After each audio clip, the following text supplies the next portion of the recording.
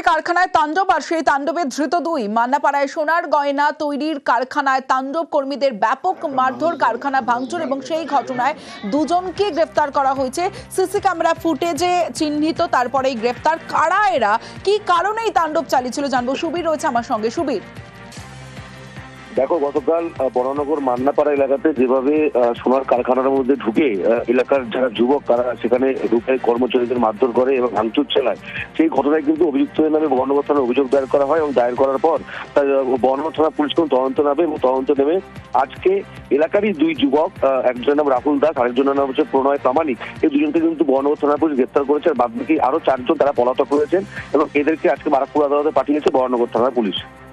বেশ সুবীর।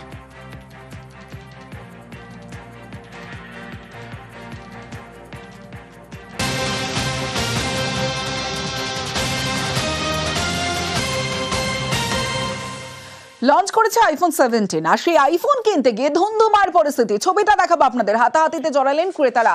নতুন আইফোন কিনতে গিয়ে বিশৃঙ্খলার ছবিটা দেখুন। যে ছবি আপনারা দেখছেন এটা মুম্বাইয়ের ছবি দেখাচ্ছি, বিকেসি মুম্বাই, যেখানে এই নতুন আইফোন কিনতে গিয়ে বিশৃঙ্খলা। নিরাপত্তা রক্ষীদের সঙ্গে ক্রেতাদের হাতাহাতি পরিস্থিতি সামলাতে নামাতে হয় র্যাব। মুম্বাইয়ের বিকেসির ঘটনা, যেখানে নতুন আইফোন কিনতে গিয়ে ঠিক এই বিশৃঙ্খলা, ধুন্ধুমার পরিস্থিতি।